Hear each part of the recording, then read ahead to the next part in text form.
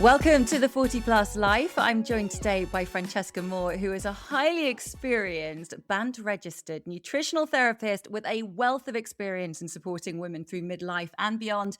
Francesca's passionate about helping women feel energized, strong, and confident in their bodies, especially during those hormonal shifts that come with our 40s, 50s, and beyond.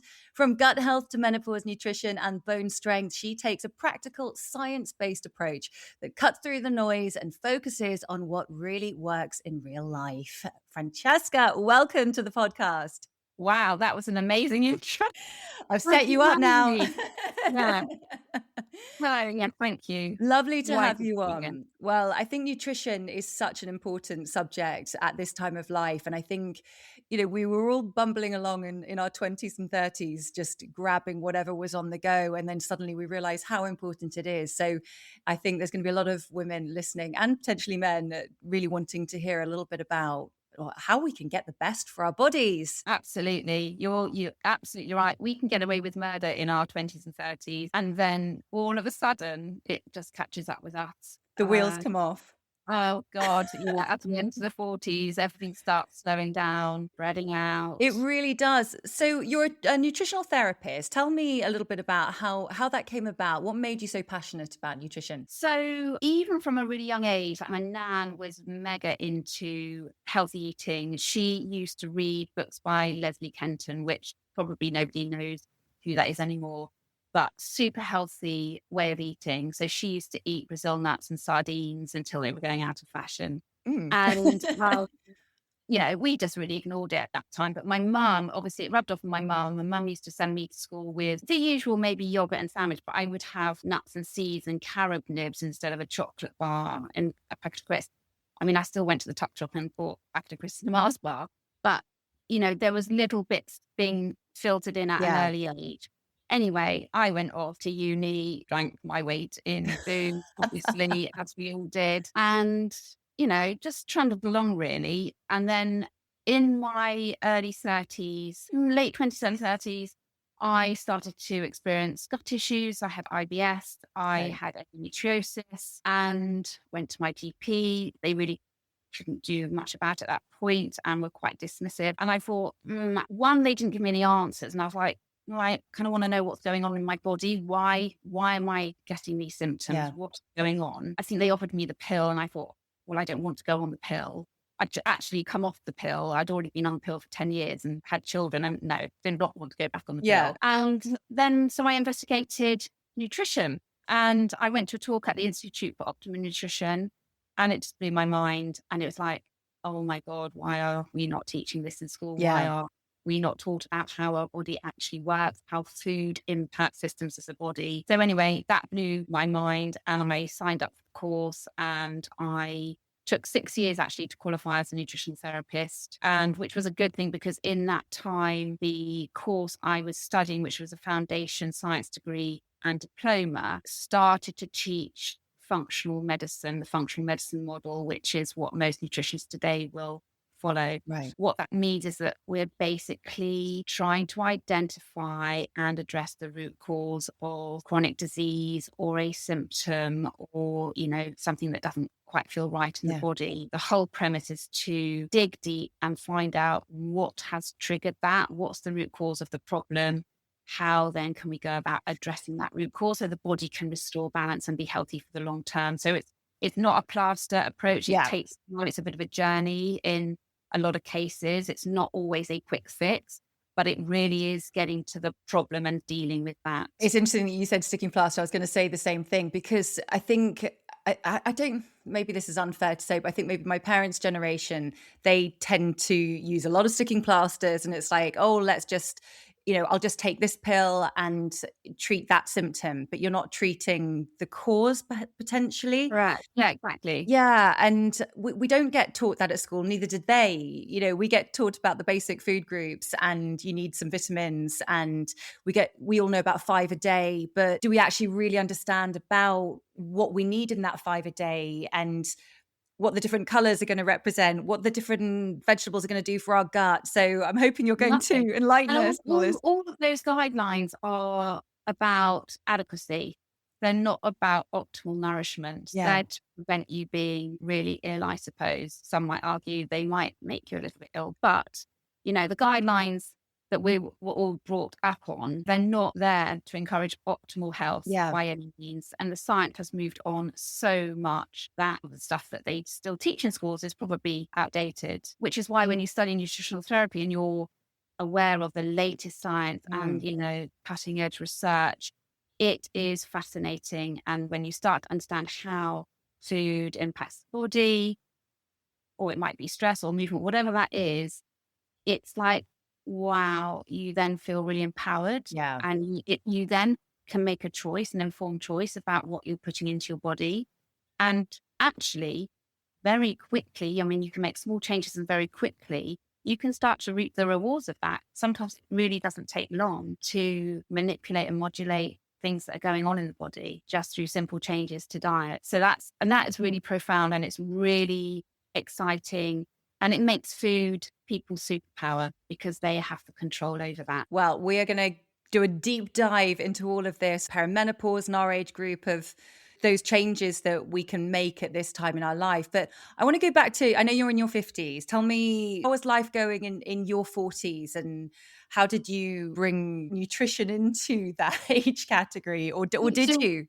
Well, it's really interesting because obviously I did nutritional therapy, built up my business, been practicing for 15 years. And then in my 40s, I was pretty healthy food wise. I was probably a bit undernourished. And that is because life was just a roller coaster. Like, I had 2 young children. I was running my own business. My husband worked away. Life was hectic. I can speak for a lot of women. A lot of women are juggling it all, and they are master facilitators, looking after their husbands, their families, maybe their parents, just really great at organizing and facilitating everybody else's lives. Making sure the kids have got their balanced meals and Absolutely. getting their And downtime and rest. And you need an early night, and you need to have a all of bath, you that need to wash your care hair. and And all of that care that they put into their families, yeah, they really often just don't prioritize their own health. And that was true, certainly true for me in my 40s. So juggling it all, very stressed, overwhelmed. And then I started having really severe heart palpitations that would absolutely floor me. wow. That was a real wake up call for me. And I went and got checked out and was medically assessed. And I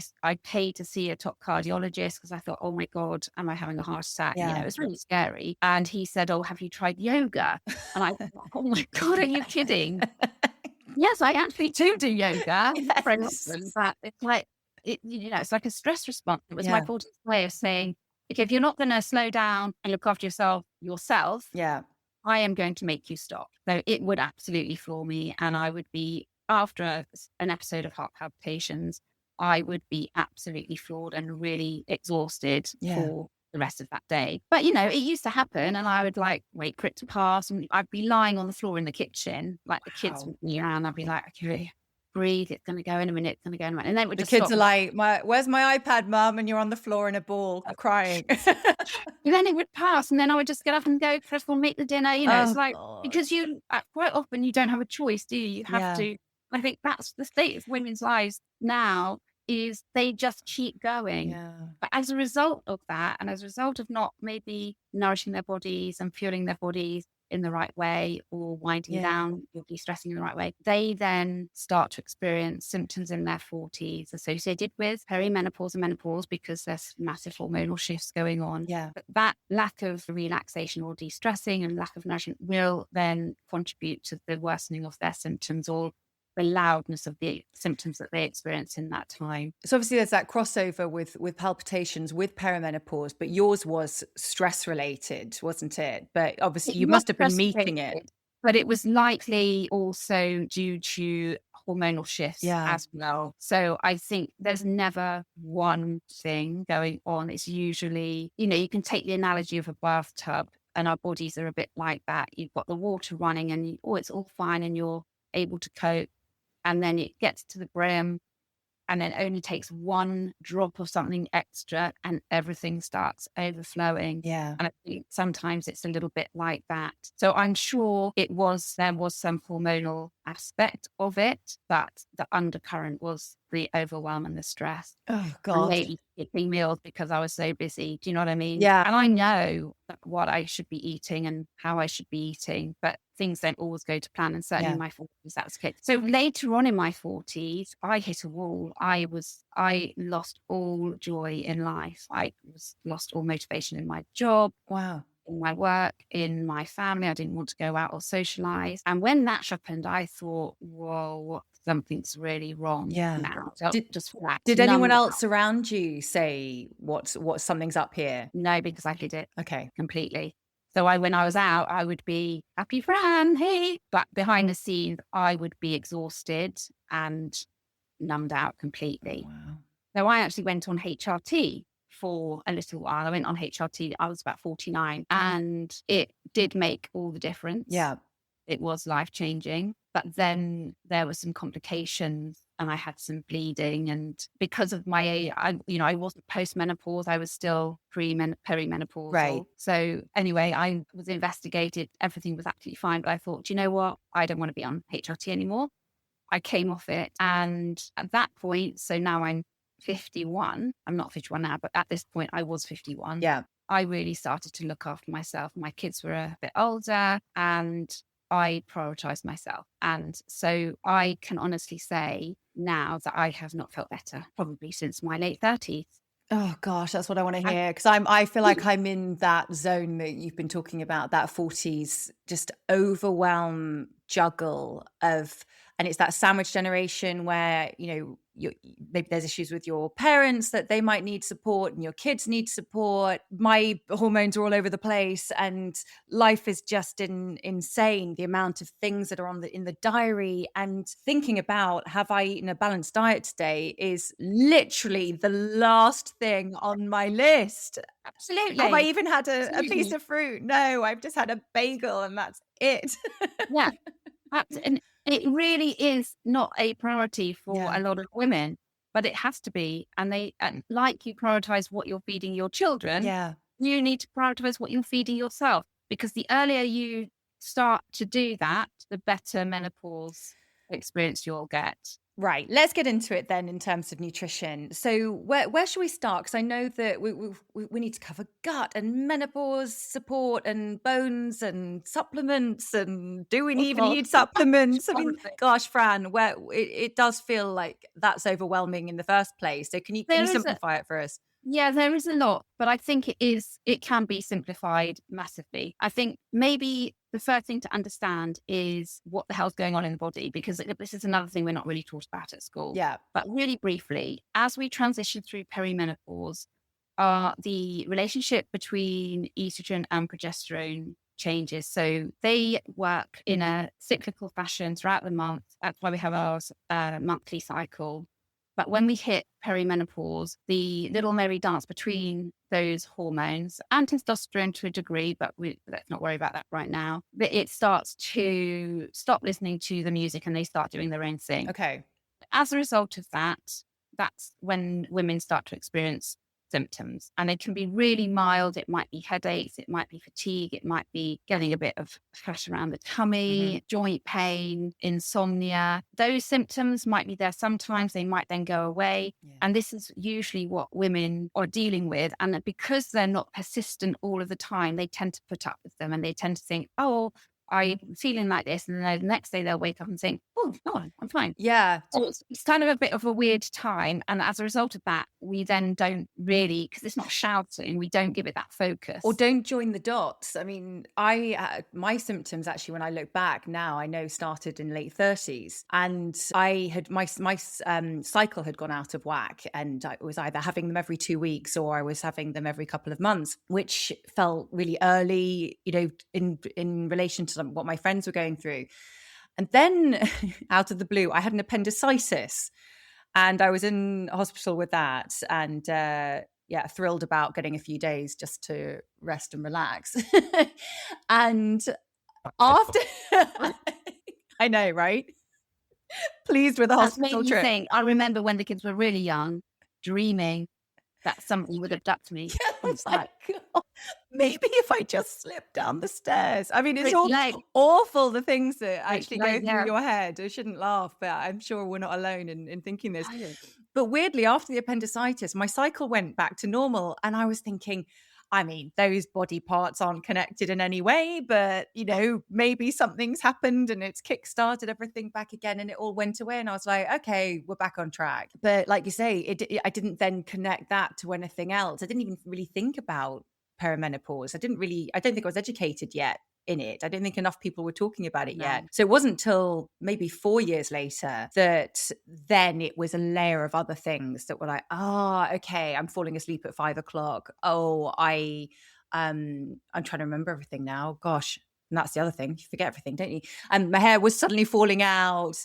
I mean, suddenly it was all the dots started to join. Yeah. It's never simple. It's never a simple one thing No. going on, because what we have to remember is also that estrogen is like the conductor of the orchestra. She runs the show. So we have estrogen receptors in every single organ of the body. Wow.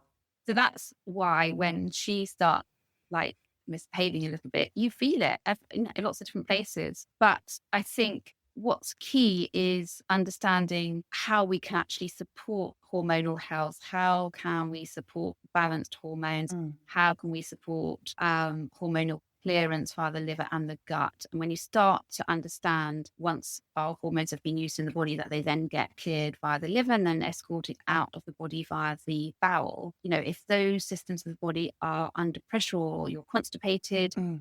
then all of a sudden you have an issue and a reason as to why you might have too much estrogen circulating in the body in relation to progesterone. Yeah. So, and if you can work on things like that, if you can get the bowel moving once or twice a day, you start to improve your estrogen balance. It's little things like that. That's, just one example of what might be going on for some women. So in the period of the, late 30s, in the 40s, people can often be estrogen dominant, even though estrogen might be starting to decline, because progesterone is low. So they're estrogen dominant in relation to progesterone. And we get rid of estrogen, we detoxify and deal with estrogen via the gut. So as I've just explained, once the liver has done its kind of detox job on estrogen, it gets parceled up into these gorgeous little bundles, bone on top.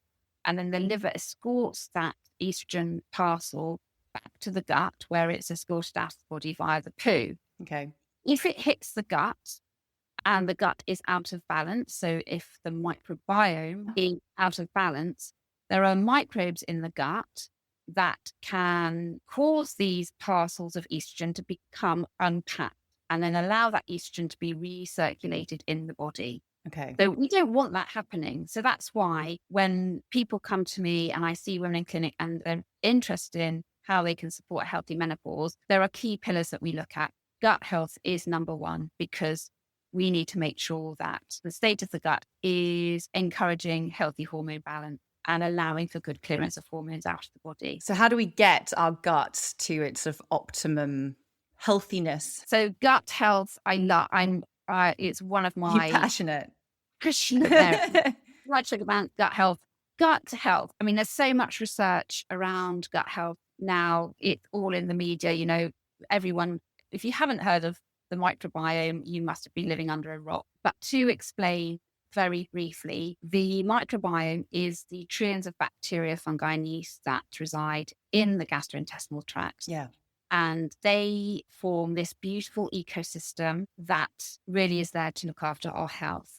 So the microbiome helps us digest our food, is 80% of our immune system, supports detoxification, helps with stress resilience, hormone balance. Basically, also, depending on what you're eating and how you're feeding your gut microbiome, they dictate the nutrients that you get from the food that you eat. Oh, okay. For example, you could eat a spinach leaf, and I can eat the same spinach leaf, but depending on the state of our microbes will determine what phytonutrients, what compounds get produced, and therefore what impact that has on the body, which is insane. So and really interesting. you could be having that green smoothie every day, but if you haven't got your gut in check, it might not take the best of that green smoothie. Is that what you mean? Yeah, pretty Okay. much. And, the research is clear. There are people with a diverse and robust microbiome. So what I mean by that is those people with a lot of different types of bacteria, lots of different bacterial strains Yeah. in the gut. Those people have good health outcomes and good longevity. So a diverse microbiome correlates with good health and low disease rate versus those that have a less diverse microbiome that correlates with ill health and chronic disease. So Wow.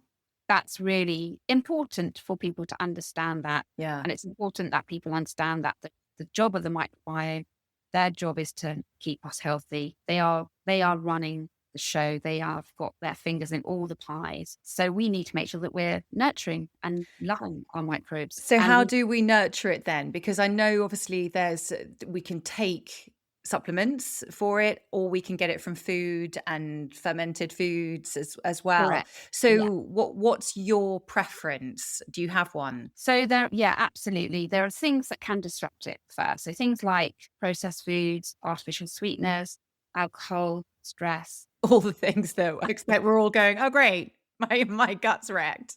antibiotics, some Yeah. medications, not exposed to nature, all of that can have a disruptive or a negative effect on the microbiome.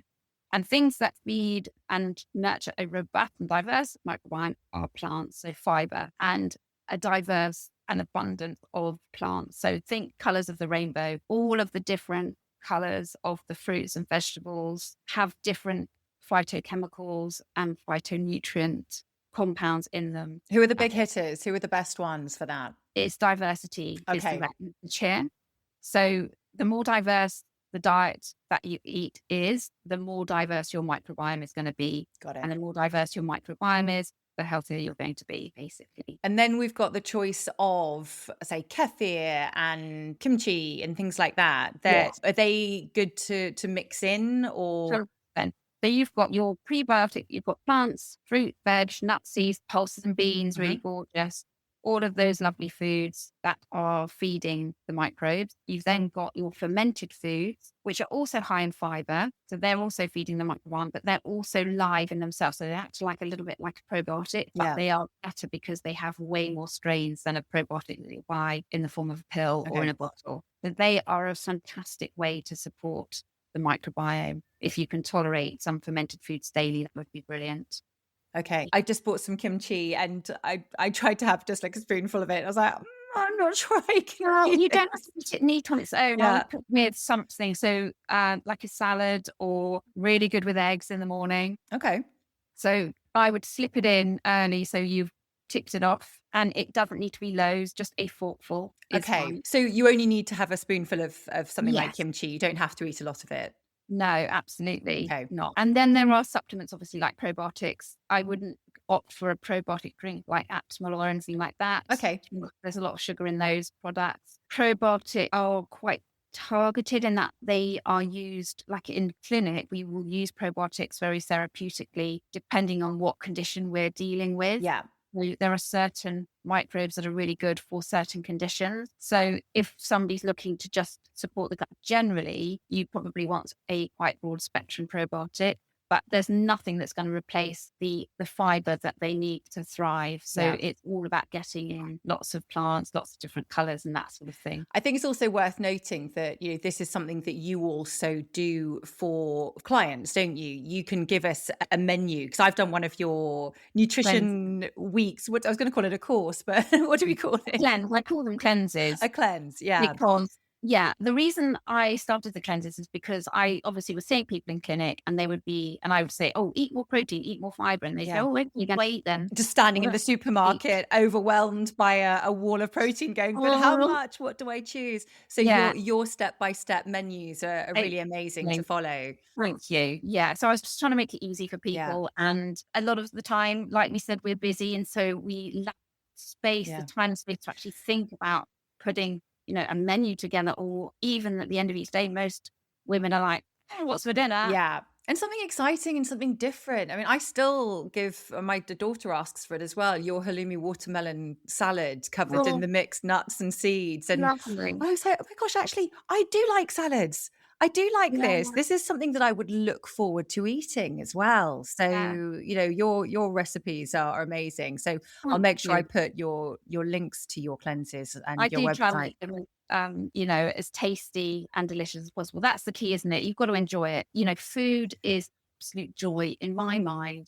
It's got to be joyful and Yeah. taste really good because otherwise, what's the point? Absolutely, absolutely. I feel like we could do an entire hour just talking about gut health, but I do You want to probably talk could. about obviously Yeah, supporting women through perimenopause and postmenopause, or once they are yeah, have completed menopause, the right term. So, we know that things change. Like we know we need to be supporting our bones more at this age as well. So, how are we going to then? Got gut ticked off. We now need to yeah. think about bone density as well. So yeah, so let's think there's the key pillars then. Gut health, we've ticked that off. That's where everything happens. It's how we absorb our nutrients. So critically important because if we're not absorbing nutrients, then all other systems of the body start to suffer, including bones, because for example, we won't be absorbing calcium Right. and other nutrients required for bone health. So we've talked about gut. There's also metabolic health, so blood sugar balance. And I think that's another thing that's really talked about a lot in the media right now. But that's also important for controlling inflammation in the body. Mhm. And it's inflammation that is the main driver of like chronic disease or menopausal symptoms, so hot flushes. So we want to try and control that inflammatory response. That's done via making sure the gut's happy and Yep. healthy and controlling our blood sugar regulation. So we want to eat in a way that supports that. Is it also that because I wake up in the morning and I feel like my joints, my fingers they feel swollen and tight and sore, even though they don't look it. Yeah. Is that inflammation? Yes. Yeah. Any pain in the body, that's an inflammatory response going Yeah. on. So the glucose goddess has done a marvelous job of helping people understand how to eat to control blood sugar and to really keep that balance. Is So she a food nutrition influencer? have you not heard of the glucose I goddess? haven't heard of the Oh my glucose God. goddess. Is she gonna change my life? You would have heard it somewhere else if you haven't heard it from her. Okay. Basically, she talks about, putting clothes on your carbs. So don't have a sweet treat as a snack on its own. Have your sweet treat as a pudding, as part of a high protein, high fiber meal. Okay. And the reason for that is because if you eat something sweet on its own, it will rise blood sugar dramatically. In response to that, you will get a strong insulin response, and then blood sugar will drop dramatically. And you crash. And you crash and you'll end up kind of being on that roller coaster for the end of the day. And then you'll feel really tired and irritable at the end of the day. Okay. Or partway through the day. And the thing with insulin, which is the hormone that we produce in order to balance blood sugar, it is an anabolic hormone. And what that means is it's a fat storage hormone. So every time we've got insulin flying around the body, it communicates to the body to store fat. Right. And this is one of the things that women are struggling with in perimenopause and menopause, is that they can be just carrying on with their normal life as they were. And all of a sudden they start to experience weight gain and they Yeah. think, why on earth is that happening? And it's usually because their blood sugar regulation is being affected by the dance of the hormones. Their insulin is rising and therefore they are laying down more fat as a Okay. result. So focusing in on maintaining good blood sugar balance is really helpful to help the process basically. So don't eat refined carbohydrate on their own. Always eat them with some protein, fiber, and healthy fat. So a refined carbohydrate is Bread, pasta, rice, sweets, okay. cake, biscuits, crisps, rye vita, fizzy drinks, fruit juice, that sort of thing. All my favorite things. Beige food, Yeah. which really are very unhelpful in perimenopause. Yeah. And if they are forming a large part of your diet, then they can become a little bit problematic. But when you remove some of them and replace them with more complex carbohydrates like pulses and beans, for example, which are nature's gift because they're carbohydrate, but they're also high in fiber and they're also protein. So they release their sugars much more slowly into the body. They have got a load of micronutrients included. They've got fiber for the gut microbiome and they've got protein for supporting muscle and other systems of the And body. they don't spike your insulin. No. So they're a great swap out. So I, as you know, you've done the cleanse before. That a lot of what I do is take out refined carbohydrates and put in pulses and beans and other sources of complex carbohydrates that are really kind on the system and don't upset blood sugar as much as a refined carbohydrate. There is a trade-off. You're taking out nutrient void foods and putting in very nutrient dense foods. And even just doing that, if you just did that, you're winning. Your blood sugar balance would be much better. Yeah. Does it mean we have to give them up forever, or can we just It's about giving them up completely. It's about swapping them out where you can to get the benefit of that. Yeah. And then having your treat foods, your refined carbs occasionally, so you don't feel deprived. This isn't about being fearful of those foods or giving them up completely. It's about understanding that there are better choices and that they're going to have a much kinder and beneficial impact on the body. You'll be much more energized. You won't possibly gain so much weight. You'll be contributing to protein intake, which that's a massive topic again for women, especially in their 40s who are busy. We generally don't eat enough protein. That is absolutely critical for looking after bones and muscles. Yeah. So we'll come back to that actually a little bit because it's quite important. But yeah, so even that simple swap, women will notice quite a big difference in how they're feeling. So if you were going to go for a pasta dinner, maybe go for like a bean lentil kind of, you can still have your protein, something chickeny or something like that in it, and with a tasty sauce, and it's going to make you feel fuller for longer, and you're not going to get that spike and crash. And absolutely, smart swaps that are going to make that are going to pay off. Nutritionally rich, nutritionally dense. Yeah. As opposed to just an energy giving food, which is what a refined carb is fundamentally. So, that we're actually touching on like some of the macronutrients, which I think, when we've discussed things before, I talk about macros and people are like, well, what do you mean? What are you talking about? I know. Well, we were talking before we recorded here and I was like, I know the word macros, but if you asked me in a quiz what exactly they are, I think I'd just go blank. People don't always know. So the macronutrients are carbohydrates, protein and fat, and they're called macronutrients because they're essential for life. So we actually absolutely need them in the diet. So we just touched on carbohydrates. So there are good in inverted commas options and less good options. But carbohydrates, things that fall into the carbohydrate camp are all of the bread, pasta, biscuits, cakes that we talked about, but also fruits, vegetables, pulses, beans. They are carbohydrates. Yeah. So quite often people don't put fruit and veg in that carbohydrate camp. They are a carbohydrate food.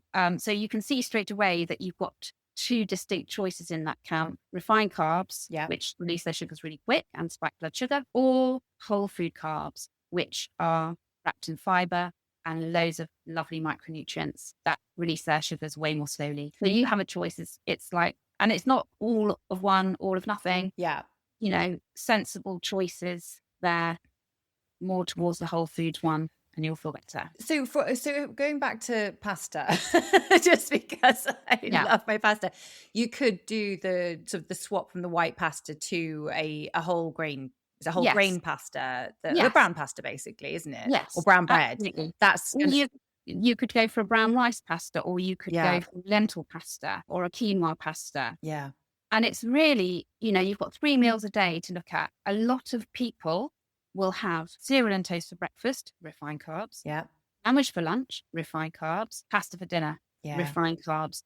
So maybe you keep your refined carb, lovely Italian pasta for your dinner, yum, yum, but you swap out what you're having for your breakfast and lunch. Right. Something better. Yeah. So you still enjoy your lovely pasta dish. Yeah. So choose when you want to really enjoy that meal. If you're going to go out for lunch with friends, maybe that can be your pasta meal at lunch. Yes. So just, if you want to try and make it balance and work for your lifestyle, then choose when and where you're going to really enjoy it. Exactly. Perfect. Yeah. Okay. All right. I'm on board with that. I still have my pasta sometimes. Absolutely. Do not deprive yourself of the pasta, and put a big fat bit of protein on that.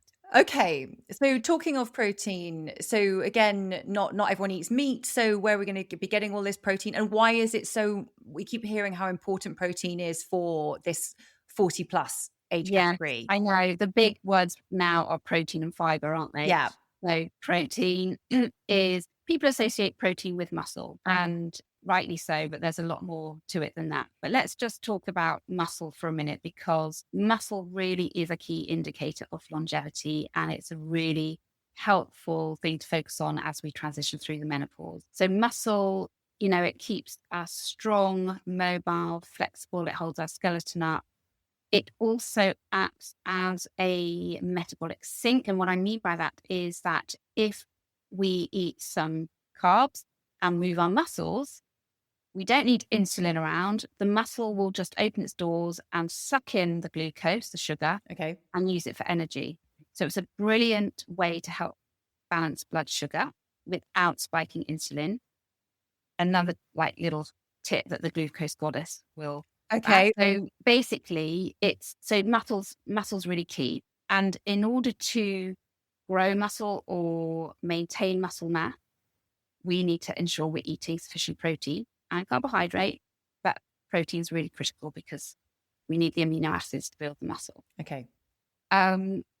Protein is also used for loads of other things that are going on in the body. So the immune system is using it for repairing. The liver's using it for detoxification. Okay. Our neurotransmitters are made of protein. Our hormones are made of protein. So protein is not just coming in and going to the muscle. It's being used throughout the whole body. So it's actually supporting our hormones as well. Gosh, I Yeah. didn't realize that. Okay. Yes, it's supporting everything. Yeah. So if we're not eating sufficient, then the body will break down muscle for protein use elsewhere. Okay. And then you get the muscle wastage, and Yes. then you're not supporting your bones. Yes. Ba-dum. Okay. As we get older, obviously the systems of the body are deteriorating because they're aging. So our repair systems are ramping up. So our protein needs are increasing. Okay. So that tends to be why we start to lose muscle as we get older. So really, we need to be very conscious of the amount of protein we're getting in. And the guidelines now for optimal intake are around 1.6 grams of protein per kilogram of body weight for a woman who is fairly active. So that's a lot. When you break that down, that would be equating to something like 80 to 100 grams of protein a day for a woman. So let's break that down per meal. You need to be getting 30 grams at breakfast, 30 grams at lunch, and 30 grams at dinner. That is a lot of protein to get in. Yeah. Most women are not getting anywhere near that. What does it look like? What does 30 grams look like if it was, say, eggs, for example? Egg is about 6 grams. So 2 eggs is 12. So that's still not enough, even if I've had 2 eggs at breakfast. Okay. Chicken breast is 25 to 30 grams. Steak, 30 to 35 grams. Portion of prawns, 25 to 30 grams. Salmon fillet, 25 grams. So you need to be having ideally a chicken fillet or salmon fillet with lunch and dinner. Do you know what I mean? Yeah. You consciously have to be aware and think about, okay, where's my protein coming from? It's a lot, isn't it? I mean, even just thinking like if I'd had a steak at lunchtime, I probably wouldn't even have much for dinner. Like I'd end up maybe just having something picky and not even thinking about it because I just get full, it does feel like a lot of food, doesn't it, in one day, but it's so important. It feels like a lot of protein in one day, not necessarily a lot of food. And I think this is where a lot of women, most, not just women, but people, when we're planning a meal or we're thinking, okay, what am I having for lunch? Our first thought is it a sandwich? Is it pasta? Is it right? We think about carbohydrate first. And what I try to get women to do in clinic is hero the protein, then the plants, and the carbs will naturally find their way onto the plate. So you don't really need to worry too much about them. They'll always appear somewhere, whereas the protein tends to get left off. Okay. And that's when we hit perimenopause and menopause, things start to creep up. And a lot of the cases, in some cases, it might be because there's a lot of protein going in. Oh, see, all I've had this morning is toast already, and I'm thinking, but my brain is thinking, right, tomorrow it's going to be a cottage cheese and egg omelette, but that would be it ticked off there, wouldn't it? That's actually a really tasty way to start your day. That would be feel like a treat. Lovely. And throw some, red onion and peppers in, have the watercress on the side. So breakfast is the most joyful meal of the day because it's a really good way to get some easy wins in. So whatever you're cooking, if it's including egg, add a handful of greens, so rocket or watercress. I love that, yeah. And then you've got fiber, loads of phytonutrients, magnesium, B vitamins, folate, winning. That's it. I mean, again, Health. it's the smart choices, isn't it? And I think it goes back to what we're juggling in our life. I mean, this morning is getting 2 kids to school. I was setting up to do this for this is part of my work. And the thought of stopping in the middle of that and going, hang on a second, I'm just whipping up a nice rainbow omelette. My husband would look at me and just go, really? Really? You're doing that for you? So what did you have for breakfast I then? had toast. I did have sourdough. Is that any better? Well, it's okay, but it's still toast. But the thing is, the amount of time it took for you to toast the toast, you could have Yeah. made the omelette. It doesn't take a lot of time. Yeah. That's where your mindset is like, we put up these blockers, I think, and say, oh, it's a faff, it's going to take time. But actually, it doesn't take, like an omelette, if it was just a plain omelette, would take under 5 minutes to cook. And I guess if you've got those things ready to go, I mean, like you say, cracking a couple of eggs, I'm making excuses, aren't I? I wouldn't have had time for that. But having just that pot of cottage cheese or meal prepping. And I know obviously when you do one of your cleanses, there's a lot of meal prep to be done, which gets you sorted for the week, which is brilliant. Once you've done that, it's bam, bam, bam, bam, bam. But it takes away the having to think about it every day as well. Yeah. Like, when you carve out 15 minutes on a Sunday to think, okay, what are we eating this week? Even if it's not every meal, it's like, okay, this is what I'm having for my breakfast and this is what I'm having for dinner for night. If that goes to plan, brilliant. And then the other days kind of fall into place.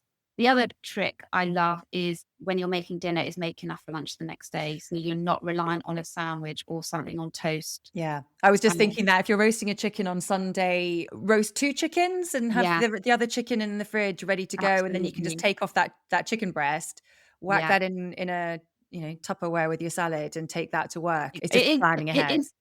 It's easy to say and it's not so easy to do. But once you get in a rhythm and once you do a little bit of planning, it does take the headache out of worrying, are you getting enough protein? Yeah. Or are you getting all of the phytonutrients that you need to support your gut microbiome and the anti-inflammatory response in the body? The plant kingdom is heaven. It is full of health-giving bioactives that we need and that will optimize our health and optimize our menopause journey. So we need to harness that power. And if we're not eating it in the diet, another thing I love to do is like use functional foods like medicinal mushroom powders or super greens powder or like seed and botanical mixes.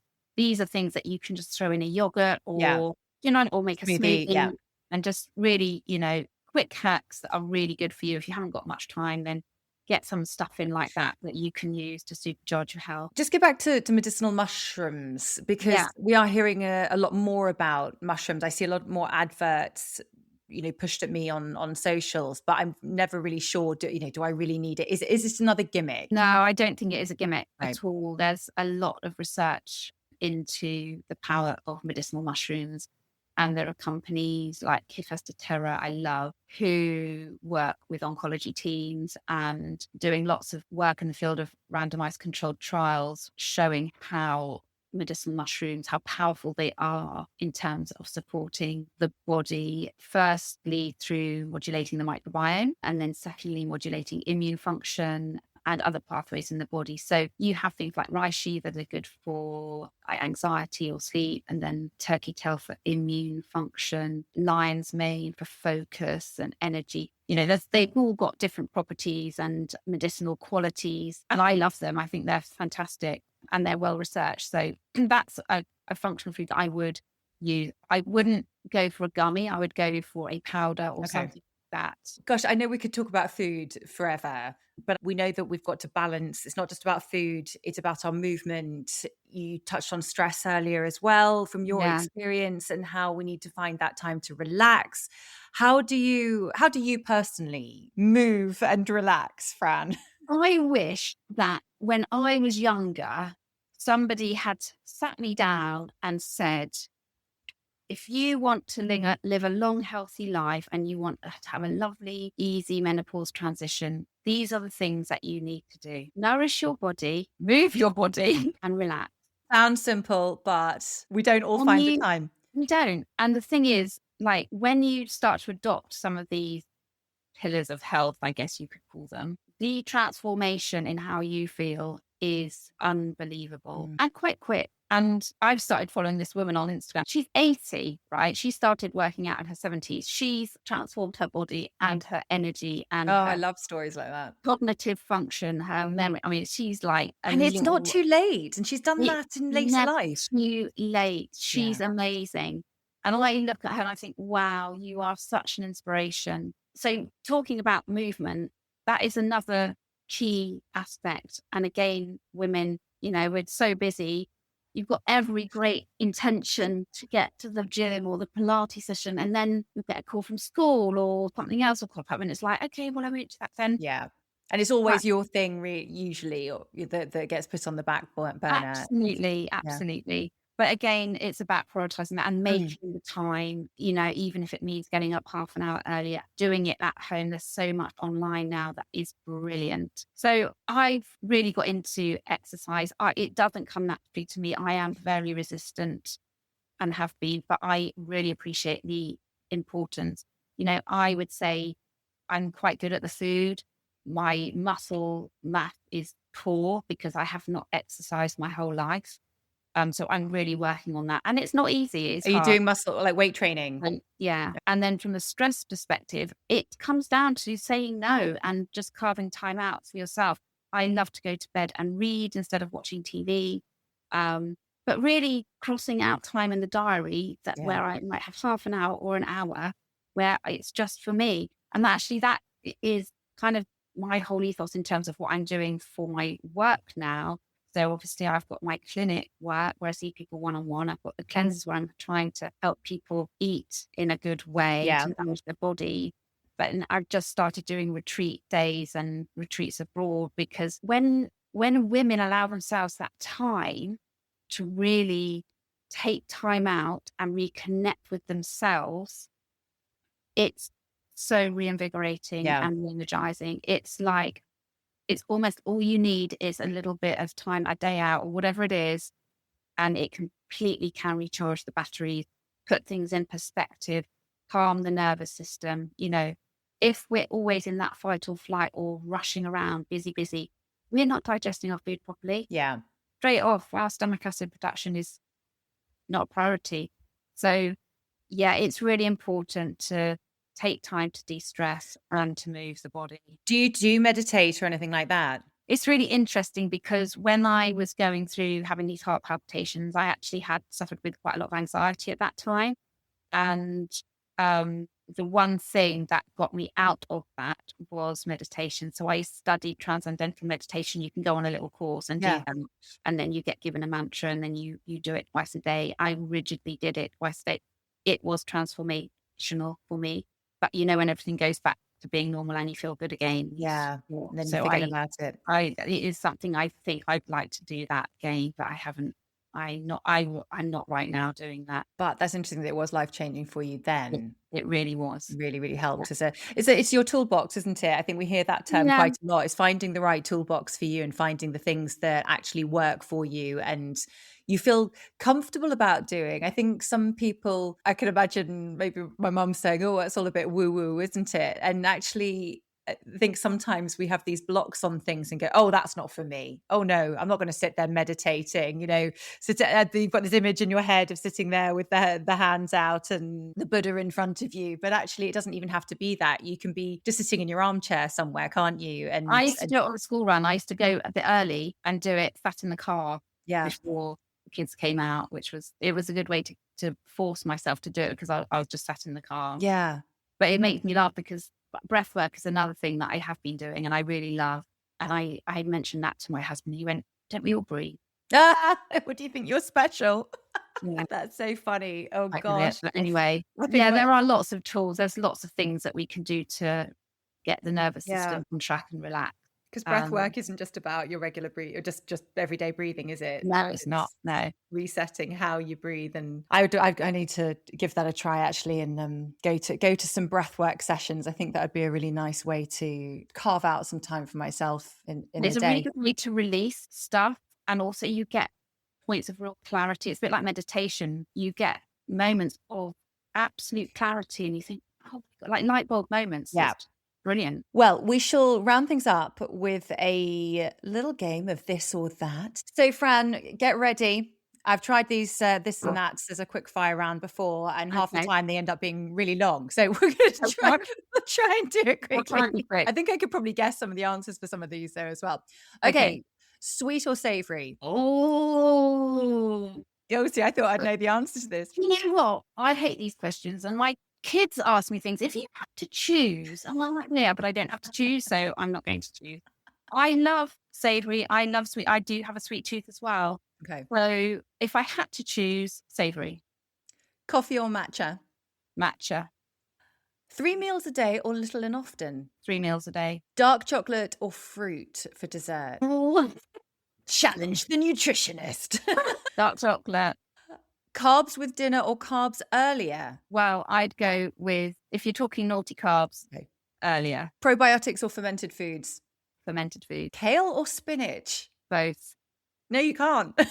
That's not the game, Fran. Okay, fine. You're a nutritionist. You've got to have them both. Oh, smoothie or whole fruit? Whole fruit. Because you get better fiber, Yeah. is it? Yeah. Yoga or strength training? You see, it's like, there's just when things get taken out of context, isn't it? Oh, Fran thinks yoga's better than strength training. No one's going to judge you. And there's an argument that yoga can make you strong as well. I was going to say, the yoga I do is strength training, but I guess I would go with strength at the moment. Current status, strength. Oh, meditation or sound bath? I love a sound bath. I love a sound bath. They're so good, aren't they?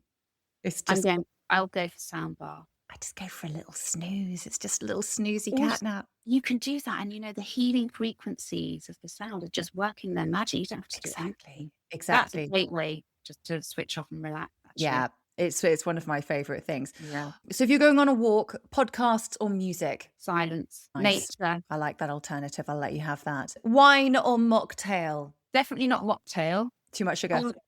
Yeah, unless it's a good mocktail like Mother Root or Bativo or something like that, or something I've made myself, like a tequila with fresh lime. And sounds good. So you do? We didn't touch on alcohol actually. I do drink alcohol if that's what you're going to ask me.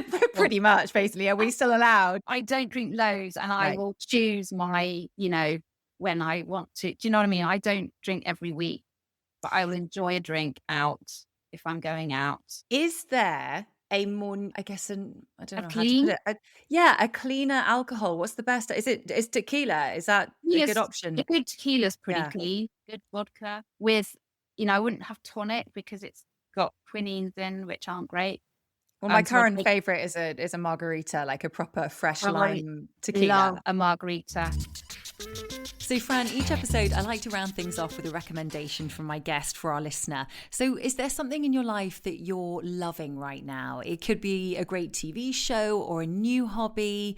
What springs to mind? So I love reading. It is just such an escape. It broadens the mind. It is relaxing. I love it. And I loved, what have I read recently? Butter. It's a really lovely insight into the Japanese culture. It's got 2 or 3 female protagonists, which are awesome. It's quite funny. It's a crime, complex characters, lots of emotion going on, but there's a lot of detail around food. So Butter by Asako Yuzuki. Yes, and I've just bought her other book called Hooked. In fact, I've got it here. Really, really cool. And then another one I read, Tomorrow, which they're making into a film now. That was epic. It comes back to nourishment again, doesn't it? It's really nourishing for the mind, and I think emotional stability, and brilliant. Well, Fran, thank you so much. Those are really lovely suggestions. I'm sure people will be adding those to their next reading list.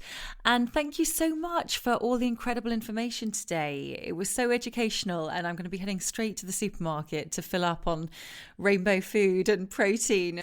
And if you'd like to find out more about Francesca and her cleanses, then you'll find her on Instagram at Nutrition Francesca, where you'll find all the links to her website and all her lovely recipes as well.